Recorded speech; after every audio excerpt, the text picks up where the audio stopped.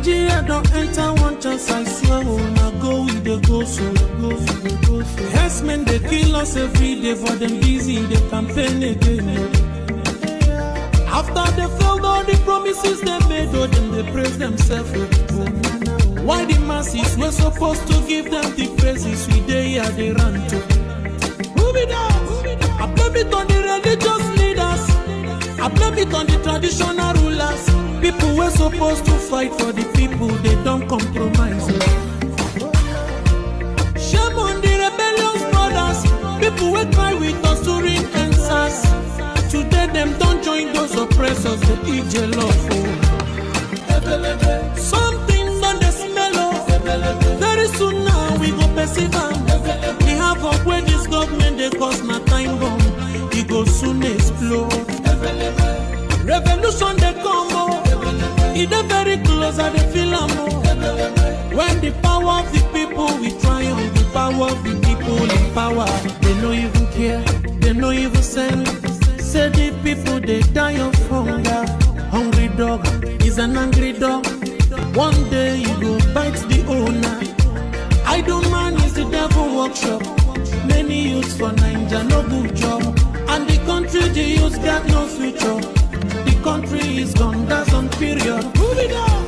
I blame it on the judiciary leaders. I blame it on the electoral officials. People were supposed to save the nation, but they collected bribe. Shame on the armed forces. People were supposed to protect the masses. But now them they shoot us anytime they hear our voice.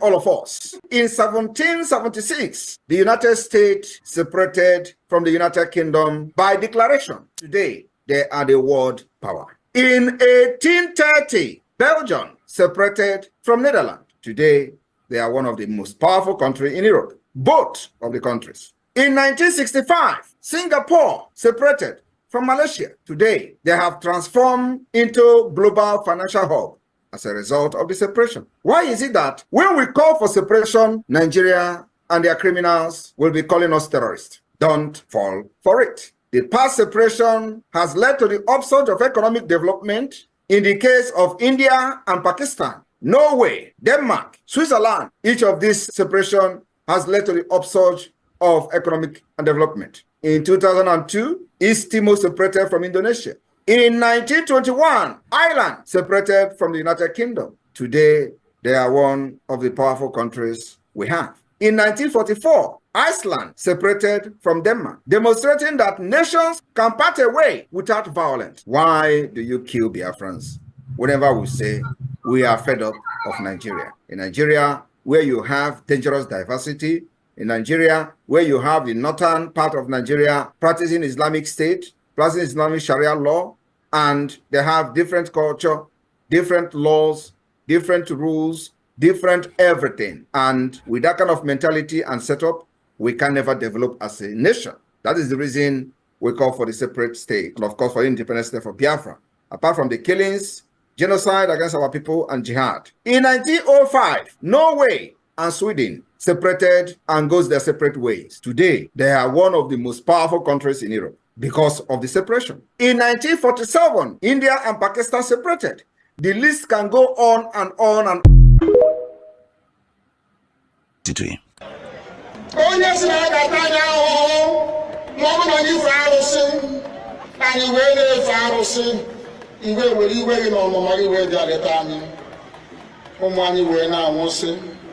Ụfọdụ nọ n'ụzọ ije ha anaghị alọta ụlọ ọzọ.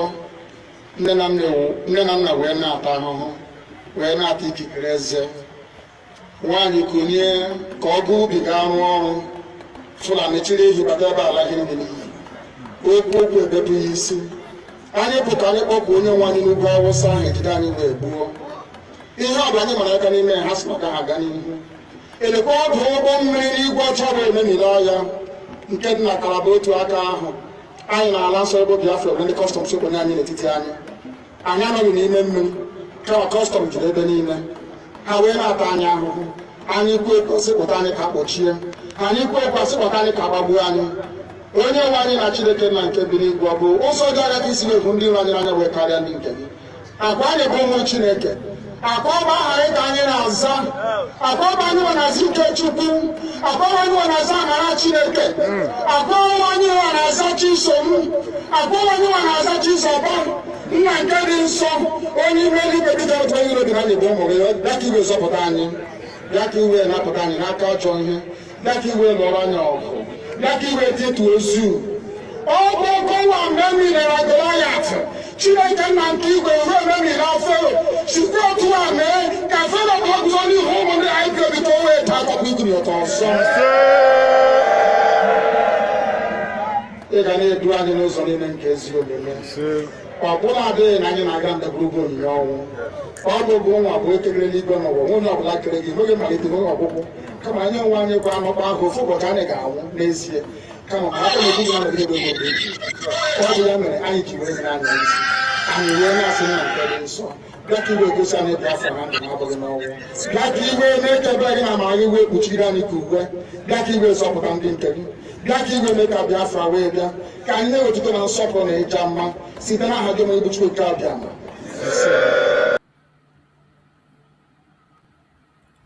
Welcome, welcome, welcome. Thank you for joining us on this very quick evening program. I wish you all advance Merry Christmas. It is a festive period. So many of us are busy celebrating, looking up to family and friends and reaching out. Whichever one you are doing, keep on doing what you are doing and be very careful and mindful. I thank everyone that have joined us on this very quick one this very evening. As we know that the tension is high, the attack against the Biafrans have increased. They attack us physically, spiritually, mentally, and otherwise. We are getting attacked even in our platforms. It is not easy. In the Biafran platforms, the attack has intensified, coming from inside, coming from outside, coming from the angle that you never expect. But we will never give up. So I thank everyone that have been able to join us this very evening. I appreciate you all for being able to connect. And I pray that Chukwu Kabiama will help us to continue to spread the gospel as much as we can and continue to stand strong. So we have come back this evening to continue to enlighten the Biafran people and to encourage those of us that are still standing strong even at this particular period.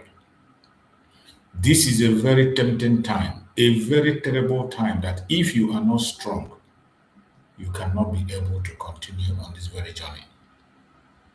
If you are not strong with things that we are seeing, if you are genuine from your bottom of your heart, you want Biafra genuinely from the bottom of your heart, I know that you will not be happy with what is happening. When you see Biafrans, those who are discouraged, those who have decided to sit back and watch, those who have decided not to do anything, they just sit back, I don't blame them. It is not easy. But what I say is that if you cannot be able to face the heat, there's no problem, you can take a break. Take a break. But if you can be able to go on, continue to do what you have to do. The heat is going to be even harder than you are seeing. It is going to be tougher than what you are seeing today. But as long as you are standing strong, we are standing together, we shall overcome. We shall overcome. No matter what happens, we will overcome. So my fellow Biafrans that are watching, wherever you're watching from, we come this evening to continue still on the same thing we talked about in the morning, continuous awareness and continuous encouragement of the Biafran people. And this evening we say, silent genocide now. Silent genocide now. Nigeria normalizes the killing of Christians.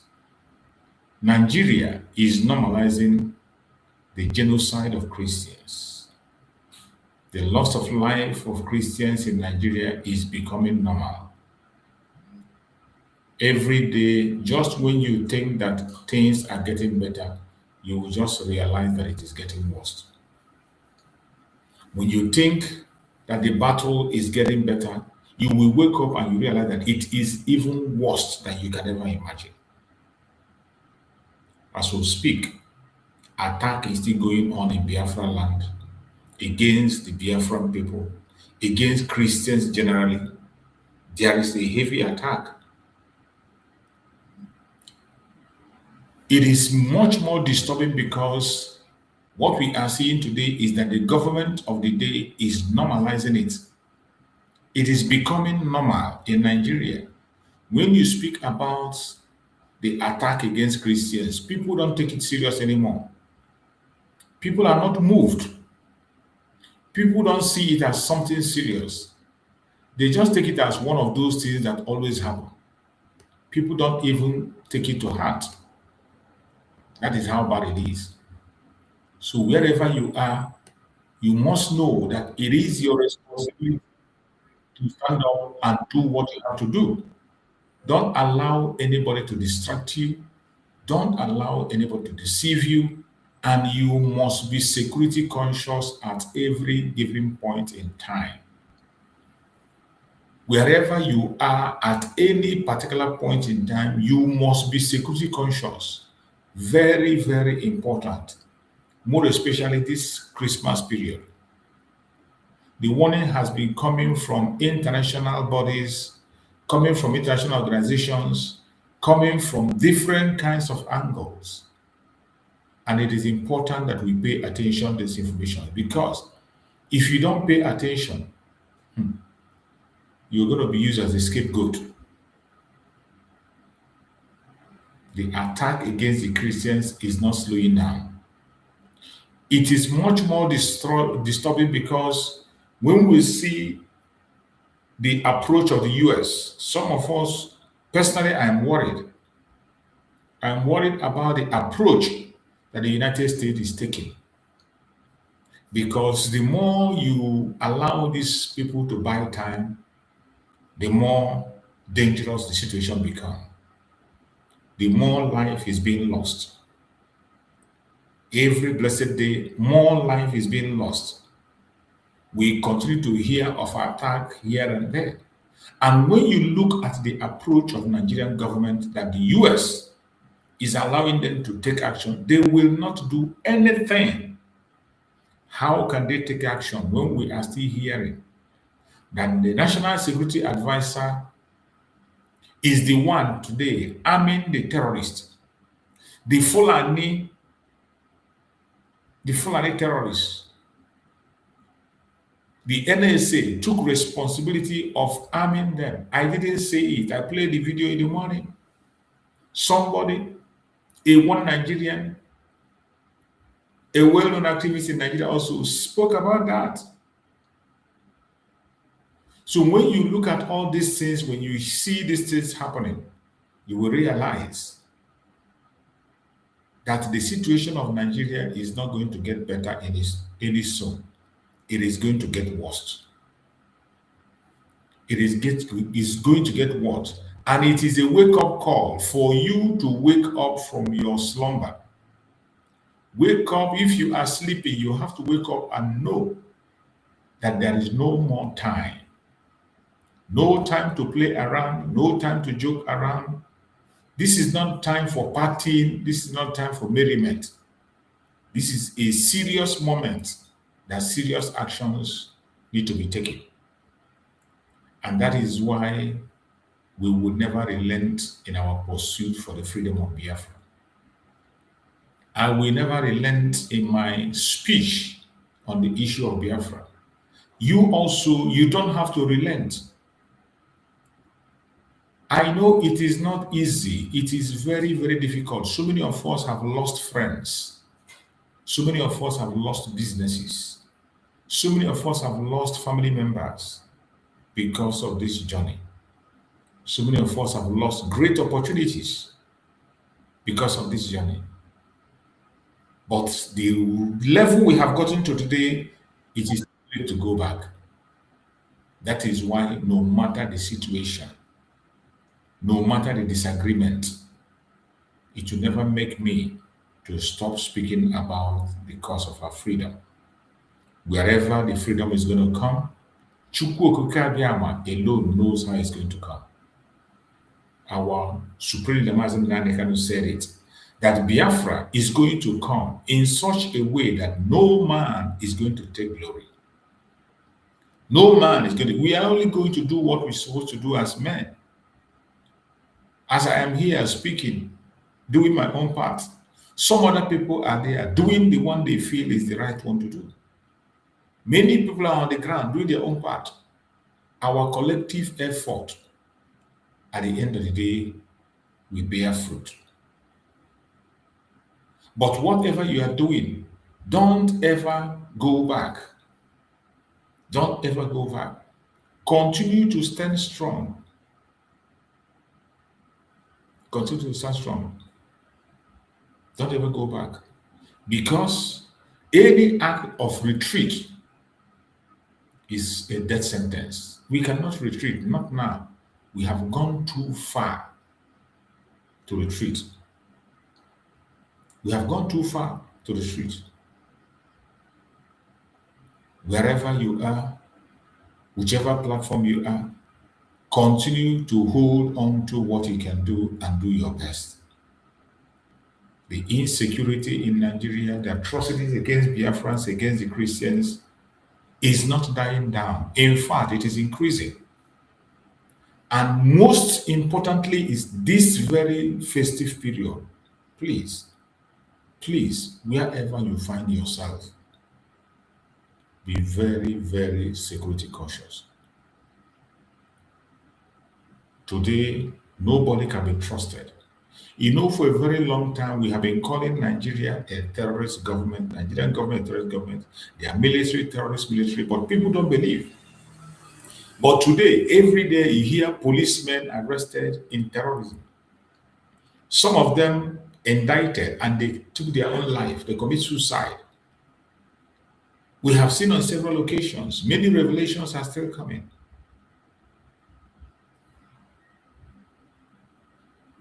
But these are things we have been talking about for a very long time. People don't believe us. But we thank Chukwu Okike Abiyama today. As it stands today, the truth can no longer be hidden. The truth can no longer be hidden. No matter what the enemies are doing, no matter what they say, nobody can hide the truth. Every single day you continue to hear about terrorist attack. Even today, there's another terrorist attack. Terrorist attack. Today, they attacked civil defense outposts in Niger State and they took their rifle. The terrorists attacked civil defense outposts in Niger State and they took away their rifle. This is how they disarm the Nigerian military. Every time they continue to disarm them and they take over their arms, they use the arms and they come against the citizens of the nation. Nigerian government is not ready and will never be ready to fight these terrorists. That is why some of us, we are very worried the way the United States is going about it. All these discussions with the government, it's not going to yield any fruit. It is not going to yield any fruit. This is a country that was built on lie.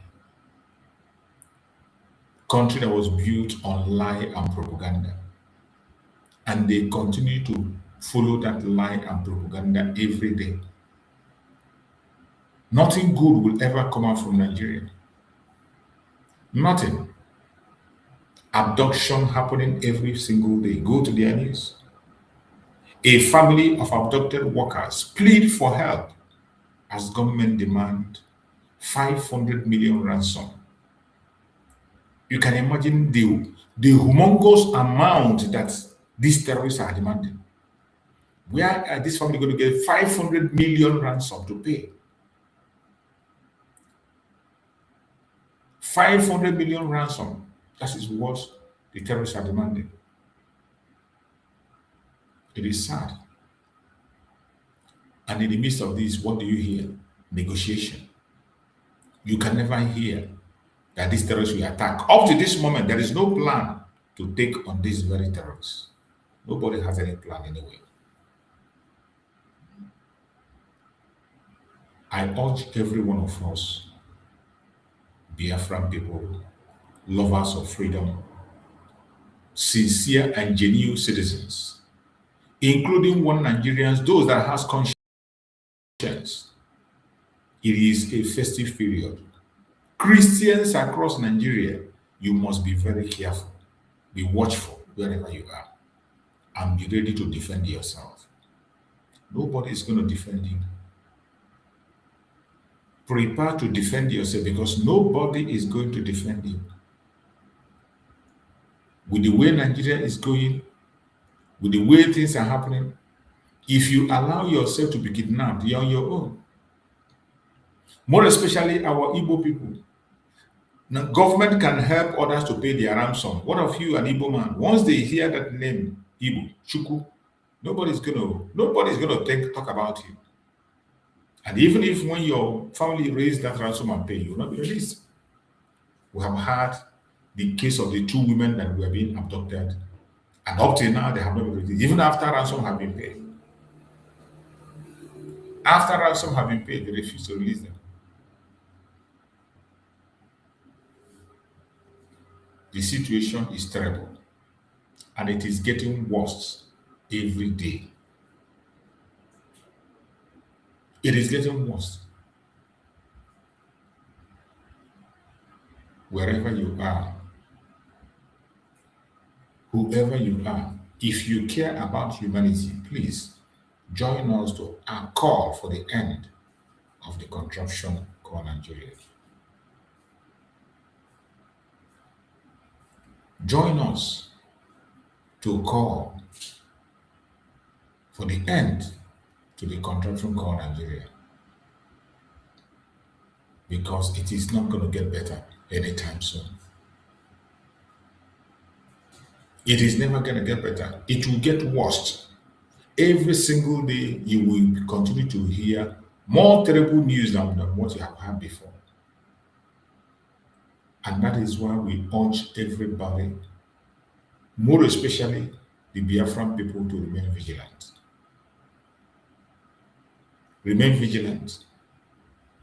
The contraption called Nigeria is not for you. It's not for me. And we must not play into their hand. Do not play into their hand.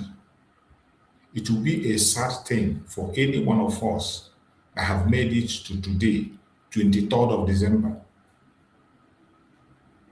Today, 23rd, some of us are already in 24th. 24th of December. Just some few days more to the end of the year. Some few days more. If you allow yourself to be taken out, you're on your own. If you allow your life to be lost at this time, to be sad. Nobody is supposed to lose his life carelessly at this point in time. Nobody is supposed to be found wanting at this point in time. For the fact that Chukwu Okike gave us the grace to make it to this point, my prayer is that every one of us, regardless who you are, I pray that Chukwu Okike will have mercy and allow us to enter into 2026. Let us see what 2026 will bring. The attack of this Christmas is going to be massive. And you know the enemies, they come from inside, from outside. Some of us who are here are already feeling it. We are already getting the attacks. We are already getting the informations flying right, left, and center. What I'm saying is not to scare you, but for you to prepare yourself. I'm not trying to make you afraid. I'm not trying to make you scared. I just want you to get ready for what is coming. Because it is not going to be a child's play. It's not going to be a child's play, not at all. So, my fellow Biafrans, we must continue to be steadfast, continue to speak, continue to encourage one another, and continue to pray for our leaders, more especially Mazin Nandekam, Mazin Simon Herbert. Pray that Chukwu Okike Abiam, who has given them to us, will continue to guide and protect them, continue to secure them, continue to strengthen them. Pray that Chukwu Okike Abiam, who has given them to us, will make them strong and keep them until they come and join us as soon as possible. The Zoological Republic of Nigeria is not meant for you. It's not meant for me. But in as much as they don't want us, are we going to destroy ourselves? No. We don't have to destroy ourselves. That is why sometimes when I call for unity, no matter what your brother have done to you, don't fight against your brother. No matter what your sister have done, don't fight against her. Let everybody be and continue to pursue our freedom the way they feel is okay for them. However you feel you can go ahead and get this freedom at this point in time, go ahead. Go ahead. Nobody is stopping you. Anything you know you can do to make our freedom come, go ahead and do it. I'm in support. I will not come here to use my platform to attack anybody or person. I will only say my own view, my own opinion. You equally have your own opinion and you are entitled to it. And the reason why I always call people in or put a link for people to join is for people to air their opinion. When they air their opinion, the whole world will be listening. All the Biafran people will be listening. And the Biafran people will continue to digest to know which is good and which is bad.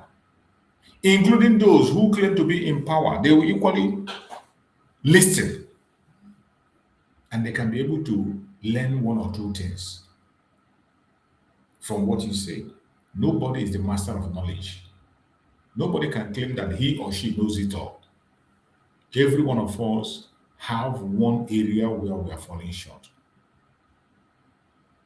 Every one of us have one area where we are falling short. But we must try as much as possible to be tolerant. Let us listen to this very news from their media. You know, evening like this, we always go into their news media and we listen to what they have in their media. Let us listen and hear the information they have on this place. If in Niger State, as the remaining 130 persons who were abducted from St. Mary's Catholic School, Papiri in Niger State, have regained their freedom. This is exactly 2 weeks after the first batch of 100 abductees were released from captivity. The 130 persons were presented to Governor Mohammed Ago at Government House Mina by the representative of the National Security Advisor, Major General Adamu Laka. Joining us live from Niger State for more on the release of the school children is Arise correspondent Charles Eruka. Good morning, Charles. Thanks for joining us this morning. Good morning, Lagos. Excellent. All right, Charles, can you just share with us, I know yesterday the media aide to the principal of the school was talking about receiving the children, whether or not they've been handed over from the governor to the school and then, of course, onward to their parents. Has this happened, and have you been able to speak to any of the parents at this time? It hasn't happened yet because the children and the other abductees are here in Minna, the state capital. But the itinerary is that today they will be moved from Minna to Kontagora, where they'll be handed over to the proprietor of the institution of the school, and onward to Pakiri, where the children and the staff members who are abducted along with them will now be handed over to their families.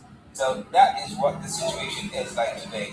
Of course, we don't have any of the parents, at least to the best of my knowledge, we don't have any of the parents here in will be over there in Papiri community to receive their children, their wards, and family members when they are finally brought back to them today.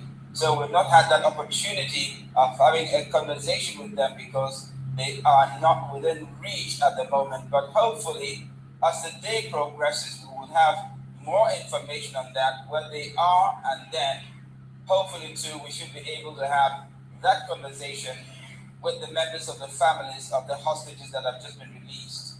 Right, Charles. Let's talk about numbers. They said they've released 130. By some calculation, as in Chidion Igalo referenced this, a couple of other people have talked about it, they're saying we still have some students remaining. What is going on? Have all the students that have been released before now been matched with their parents? What's the data syncing like between the parents and the students that have been released? Thirdly, what has the school said? Is this the full complement of everybody released? And can they also update us on the data set of those that were kidnapped initially? All right. So, Rufai, it's been a game of numbers. There is a discrepancy somewhere, cropped up somewhere. So let's imagine discrepancy. 315 persons were said to have been abducted. 315. Then, 50 of those children escaped from captivity. Afterwards, on the 8th of December, 100 were released, making it 150. Yesterday, we now had 130 released. So that makes it 280, leaving us with a deficit of 35. So what happened to the remaining 35 if everybody has been released from captivity? Now, between when these school children and members of staff of their school were abducted and the first release, which happened on the 8th of December, they were abducted on the 21st, and then the first batch was released on the 8th of December. Now, within those 2 odd weeks, a lot of things happened.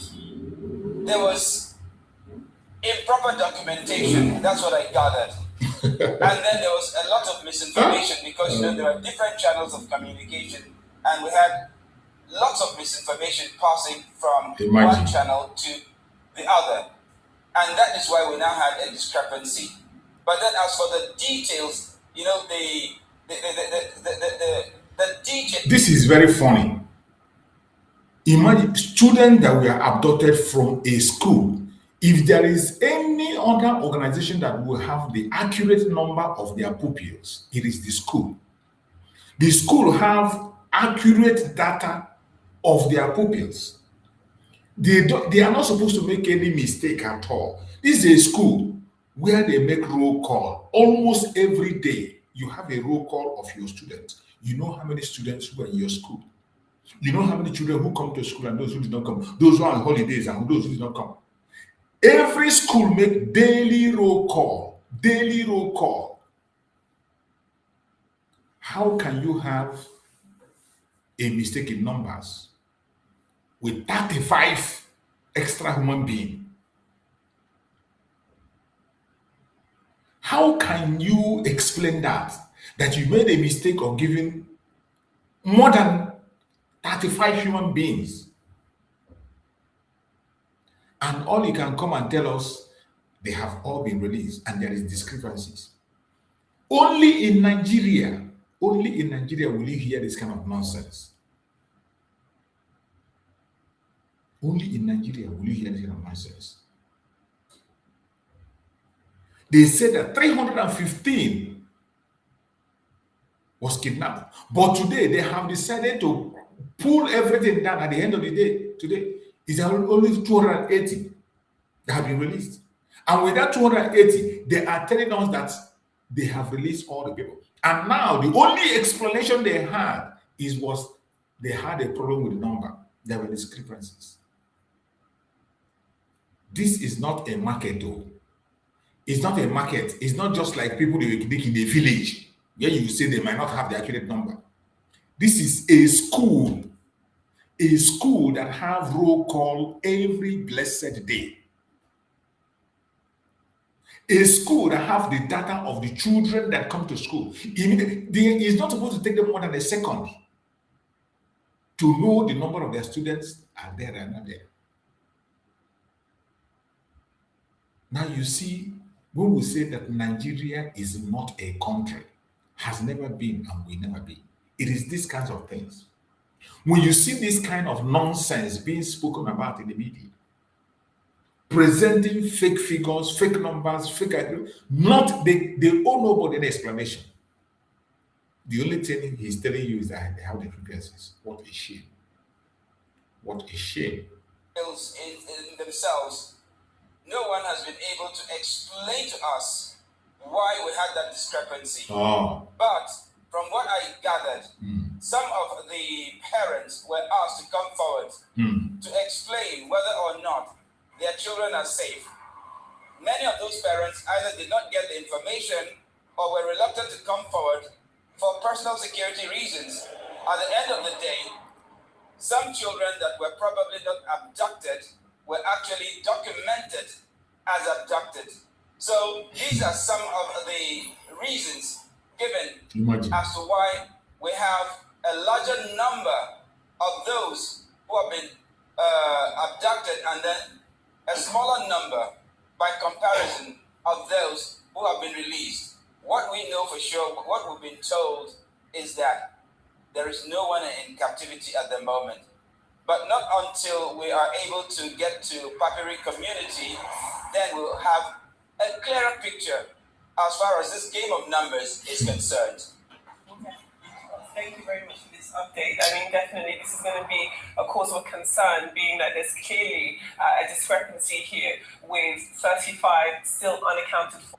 That being said, there's clearly going to be palpable celebration in Niger State, much especially in Papiri, with the confirmed release or recapture or the saving of the people who we do know have been safely taken by the government. I know you said that at this point they haven't been able to speak publicly, that is the children who were kidnapped, also their families. But if you could speculate, I know just as a rule of thumb, we shouldn't really be speculating, but because we haven't been able to hear from them directly as yet, do you suspect that the reason why we haven't been able to speak to them, especially the ones who were released before now, is that because they are unwilling to talk to the public? Do you feel as though there's a lack of willingness for them to share their experiences? Or do you think this is coming from the states and perhaps even federal government? Because it would be useful actually to hear what their experiences were like, find out how it happened, how they felt when they were first captured, what information they had, if at all, what type of abuse they were exposed to when they were captured. So can you talk to us about why it is we can't hear from them directly as yet?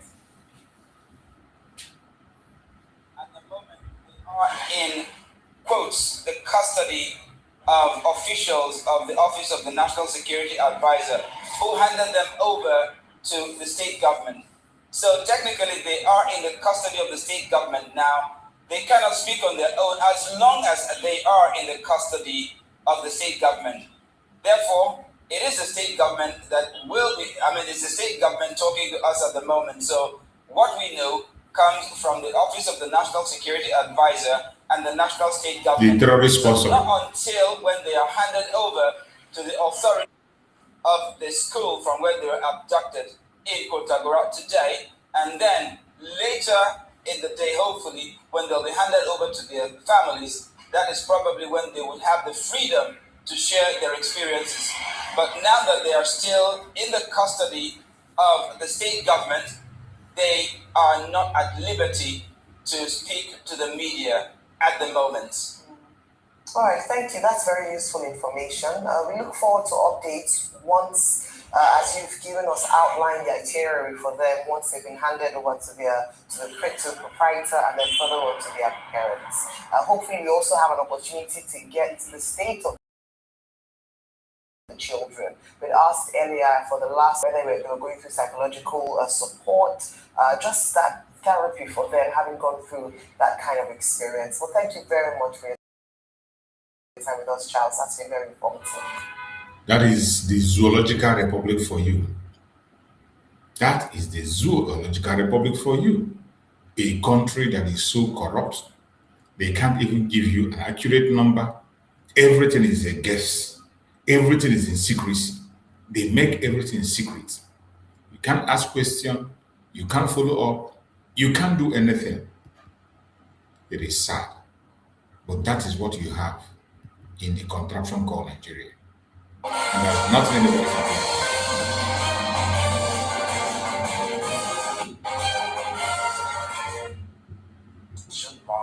Passion marks of departure from the treatment of monthly families and promoting assaults. Very fine, thank you.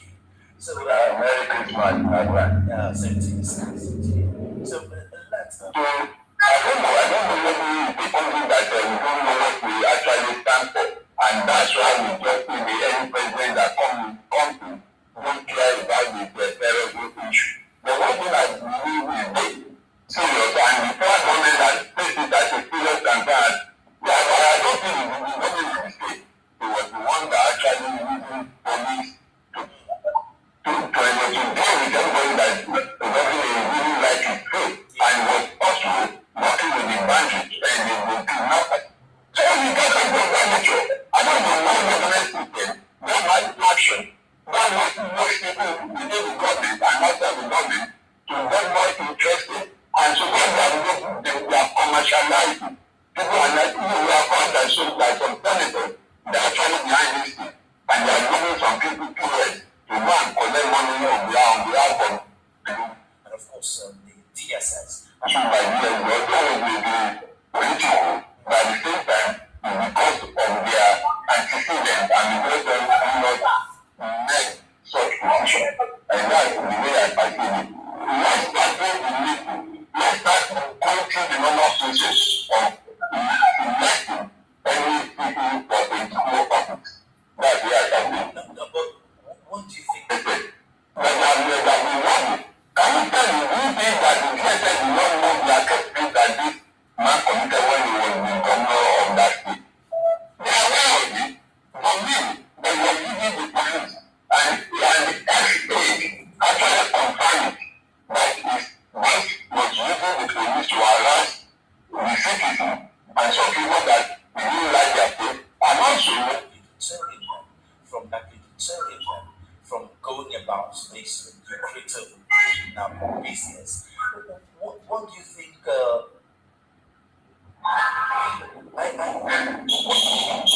What do you want to deter these people? The first thing that if the government is so serious and ready to stop these people, the moment you start killing the quality of these people and you find out that they are doing overnight and they cannot actually move the game to stop. What it shows you, when if you review that the story, that's the plateau issue. You will see that by the time we do all of the Nigerian police was confirmed in that area, it refused to cut the call and make any statement. So that must be that most of these short cases are working with these people. These are the things. But there's no serious attack, there's no serious issue we need to make sure that we actually take these people squarely.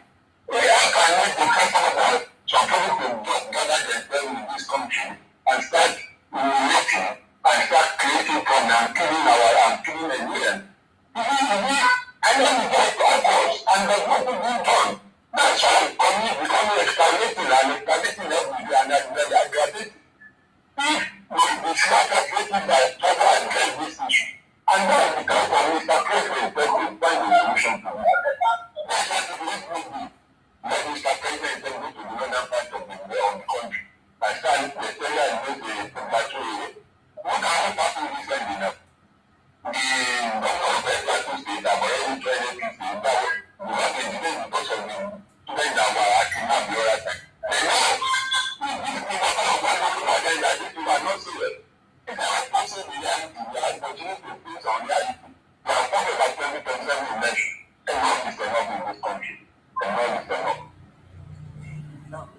let's go back to government saying that we should start treating bandits as terrorist organization. Why do you think it's taking them this long?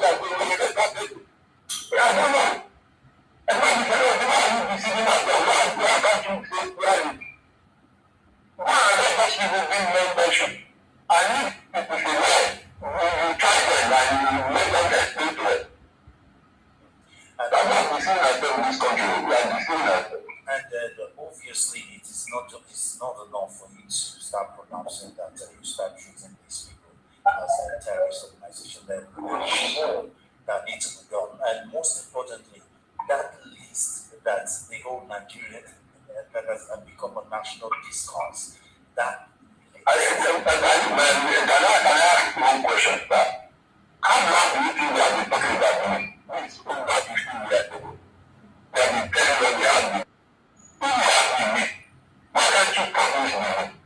And we begin outside these people and try to interrogate them. And anybody that is not involved in it, and everybody will let me believe it. Why would it not happen in a well-organized system? Why we continue to deceive ourselves? Why we continue just to start killing ourselves without no justification?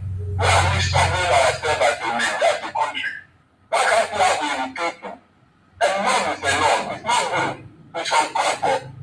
This country is value. Nothing is working. We are in the period of festive mode. Nothing is working. But we know all that in the state. How much have we continued to be saying that? Let us believe the rich. Where is the rich? Who is working the rich? You think Mr. President? Who is working the rich? Nigerians is tired of what the Nigerians are tired of what is enough is enough. We have been talking about what 15 years ago in this banditry occurred. I don't know when we have to continue like this. Let's stop fooling ourselves. We are dealing with lives, human being lives, not animals. now the US President Donald Trump says threatened some weeks ago that he would come into Nigeria, guns blazing, to deal decisively with these people. But it looks like the threats of gun blazing may have died down, and if the story we've heard of some diplomats or some delegates to Nigeria, the Nigerian government is able to go by, it looks like the president is trying to take a much more diplomatic approach rather than the military guns blazing approach. Do you think the diplomatic approach will work? There's no way diplomatic approach will work. Because these people that are actually involved, do you think they are sense? Maybe they are a little bit more human being. And so what we need is force with force. We need to ask one fundamental question.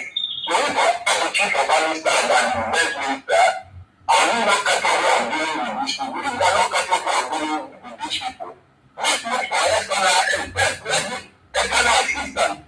People do and deal with these people. And then they do this in some parts of Africa,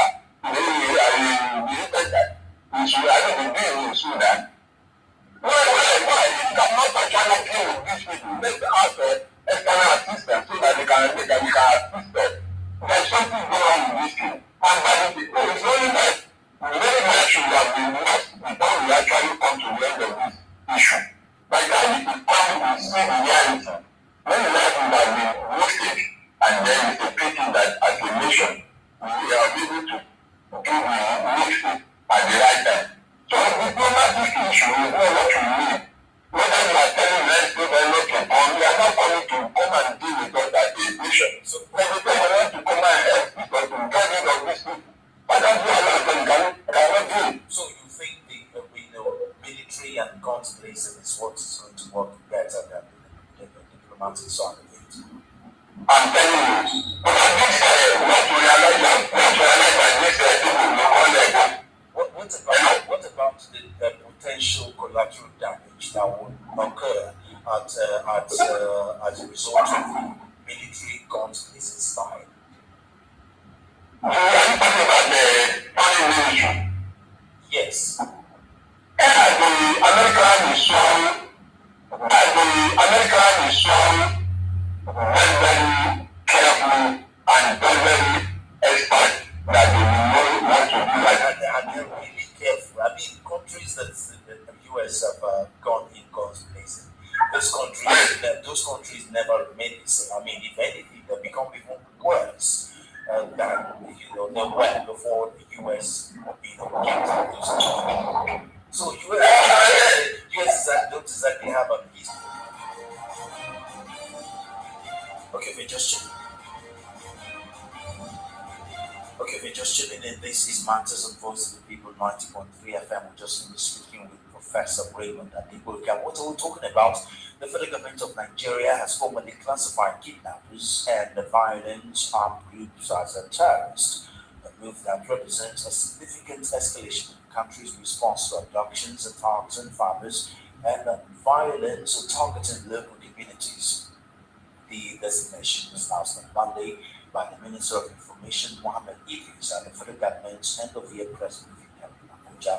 The decision marks a departure from the treatment of mass kidnappings and rural kidnappings and rural assaults as conventional crimes, placing such acts within the framework of counter-terrorism operations. He said henceforth any group or any armed group or individuals that kidnap some children, attacks on farmers, and terrorizes our communities is officially classified and will be dealt with as the terrorist.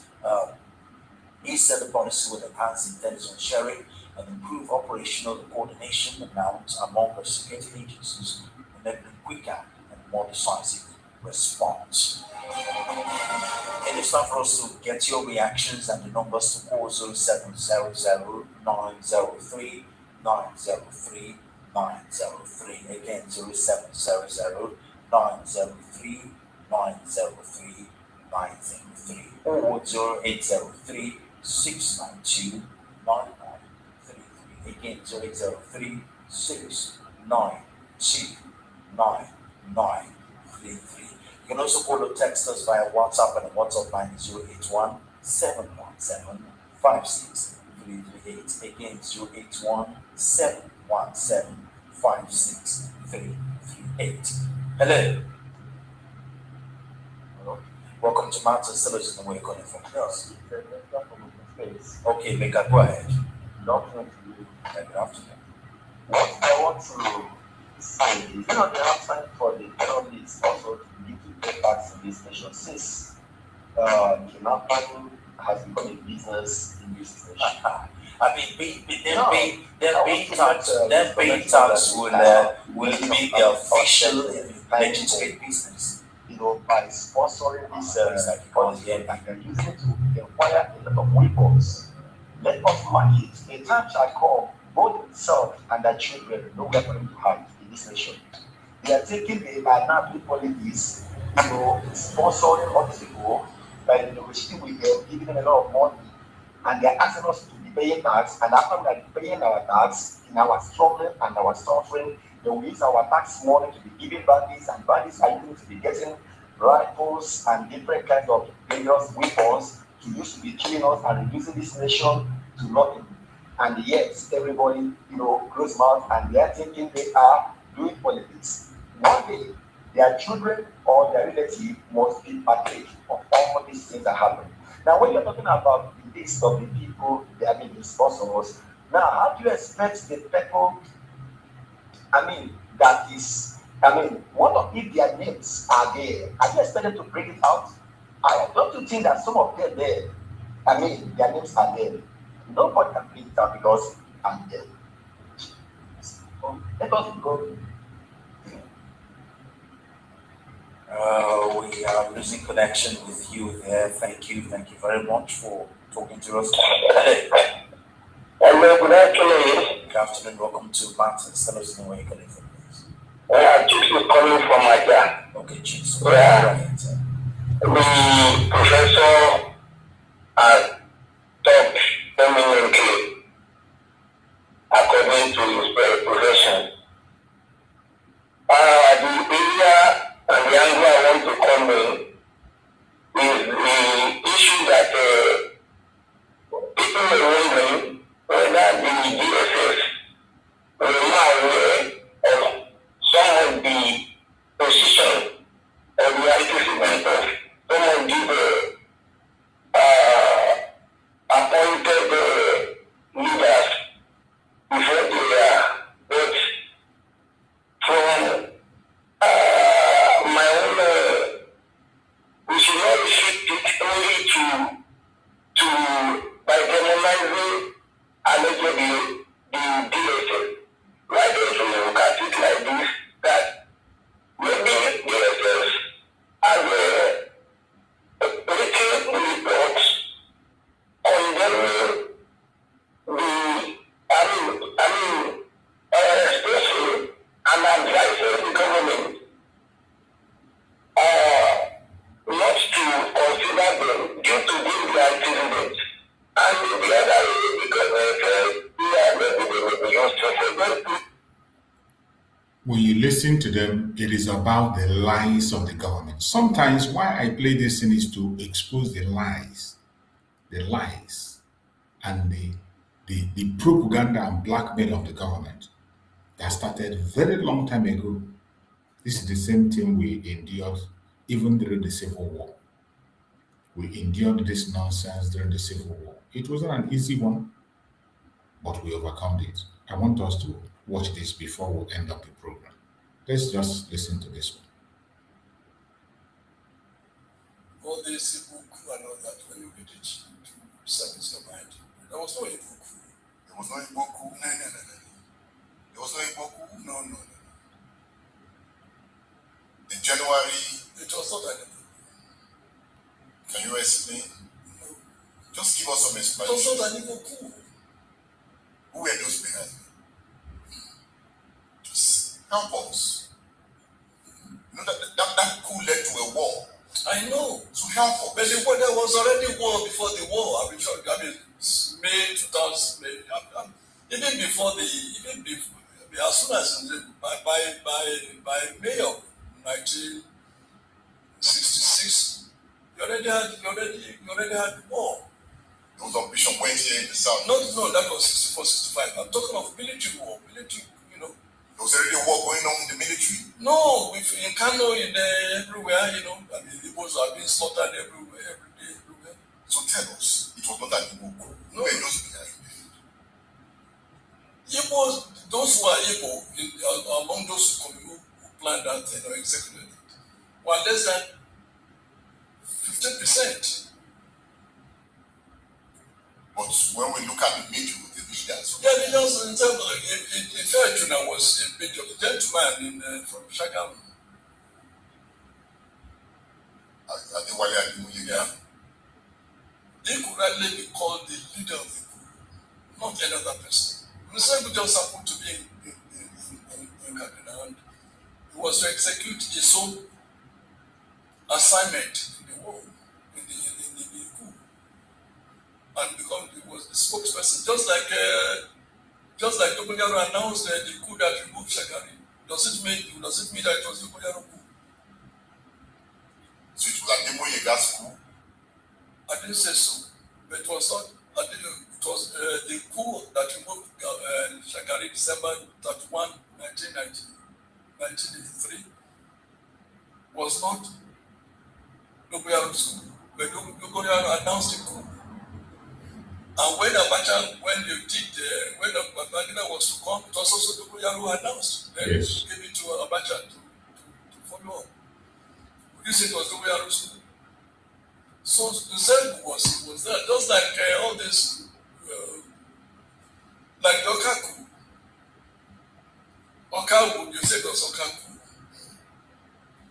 But the planner, the man who owned that coup was was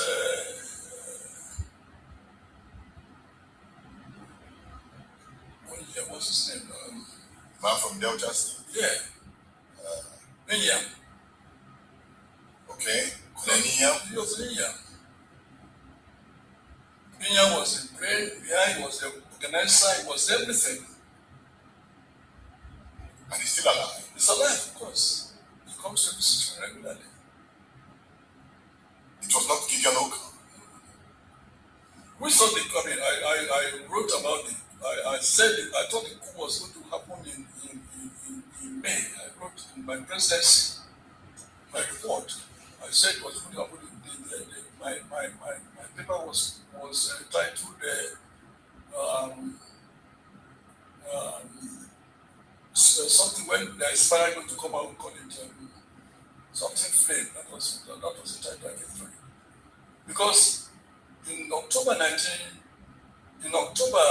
previous year, 1989, I was in Port Harcourt, attending the Nigerian Institute of Relations conference.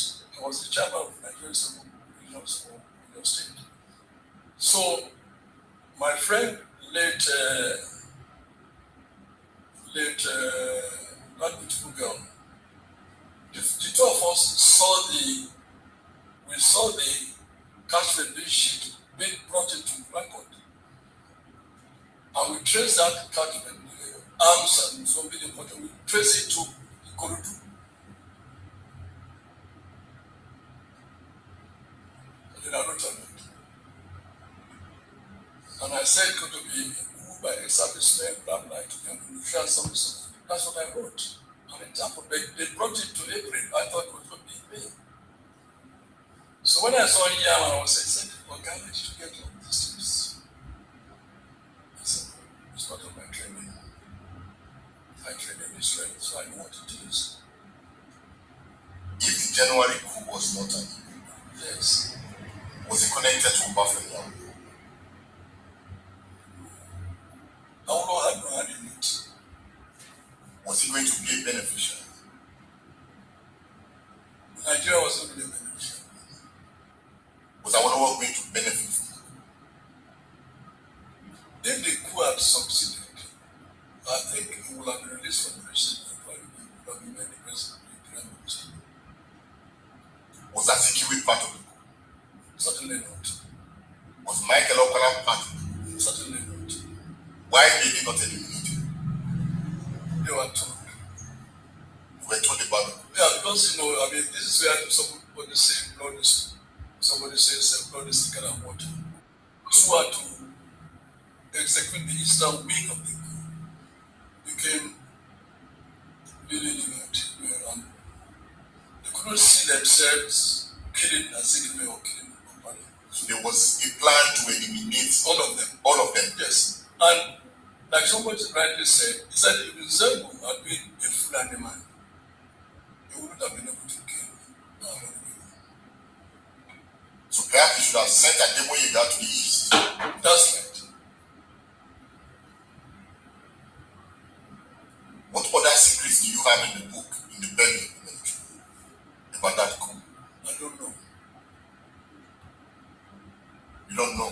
No, I don't remember. You don't remember. No. The book you wrote. I wrote it for 1999. So since you wrote that book, you've not revised. No. You wrote mostly about the military. It was military. That's what I said. They captured Nigeria. That's why I said Nigeria in the belly of the military. Is Nigeria still in the belly of the military? Well, in 94, before I left the country, I said it in order that the military would be in power in Nigeria for the next 20 years. That had extended now to 40 years. The military is no longer in power. Since. Tinubu is in power. Yeah. Okay, Buhari was part of the military. But Tinubu has never been part of the military. I know. So Tinubu is now in power. Yeah, but 94 to now, how many years? I said 20 years. Jonathan was not part of the military. I said for the next 20 years, the military will be in power in one form or the other. When Buhari became head of state, it wasn't military anymore. It wasn't military. When Obasanjo became head of president, it wasn't military, but it was really like a military. The military leaders released a book. Yes. This is the autobiography of Ibrahim Badamasi Babangida. God bless him. You know him well. Very well. You've always avoided critiquing him. Yes. Why? Two reasons. I mentioned it in Ambassador. If I have access to you, absolute access to you, why must I criticize you in public? So you have access to me. I do. And you work for me. Yes. I made you a permanent secretary. I work for him. No, I don't like the word work. I didn't work for him. I served in his government. You served. I didn't even serve in his government. Well, I served in his government as a permanent secretary. But I said at the time, Mr. Chairman, his government was just a shareholder in the company. So, rightly, yes, I served in his government, in his cabinet as a permanent secretary. But I didn't work for him. So you have chosen not to critique him. If there's something that needs to be said about him that I cannot call him now and tell him. In the belly of the military, I hope you wrote it about him. Oh yes, of course. But if you didn't write about him, I won't read that. I wrote about him. And I don't think he would like what I wrote about him. Have you read his autobiography? It has just come out. Yeah. I've read it. You still find time to read? I read a lot. I read so many few. And how many books I'm writing now? And I write forward to so many books. I've written about 3 forwards to 3 books the last 2 weeks. So you still enjoy reading, right? I write, of course. That's the only thing I know how to do. I don't play golf. I don't run. I don't play tennis. I don't do anything. I don't write and reading and listening to the news. And because news are so palatable now, you listen to news. I just write and read. News are so palatable now. I talk about Gaza, talk about this and that. We read about Natasha, read about all these things, read about the best women in I don't want to waste my time spending time on some childish display of power. Read about Wiki. Well, Wiki was just a week in office in 19. When did he first become governor? It was just a week in office when I wrote an article published in several newspapers, Wicked. It was just 1 week in office when I wrote it. Wicked. What will you write now?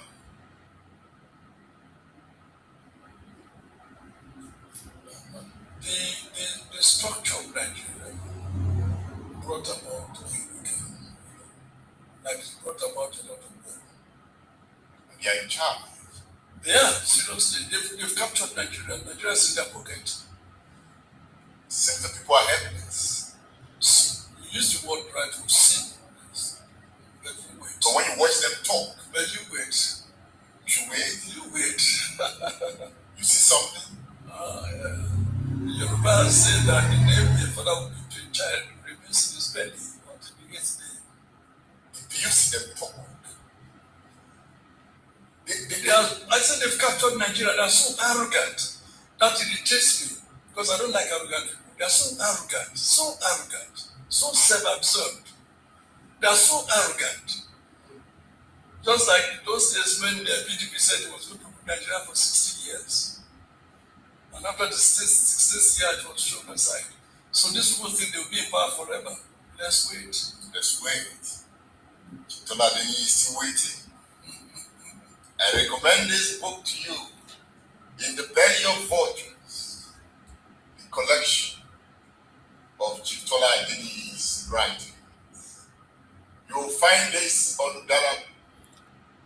Thank you for the piece. I always try to bring up some issues like this one. I just showed we just have to refresh our memory on the accusations against us as Biafrans, the Igbo coup and all whatnot, and how they framed us up.